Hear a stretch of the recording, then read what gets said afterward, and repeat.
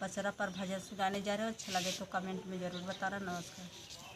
मैया की आइल दरबार हो भजन सुनीला, मैया की आइल दरबार हो भजन सुनीला।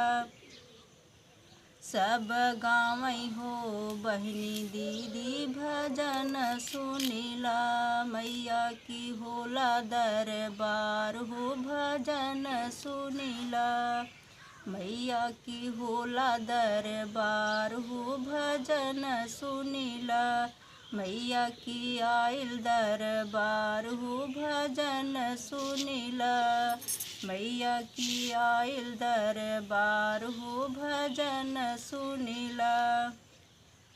मैया की कर दर्शनवा प्रसाद लीही जा, मैया की कर दर्शनवा प्रसाद लीही जा, मैया की आइल दरबार हो भजन सुनीला, मैया की आइल दरबार हो भजन सुनीला,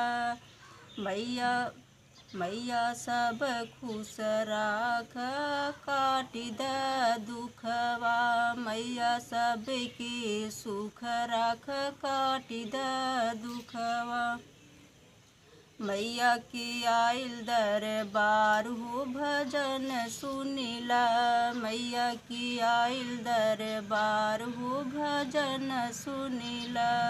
सब गावई हो बहनी दीदी भजन सुनीला, सब गावई हो बहनी दीदी भजन सुनीला।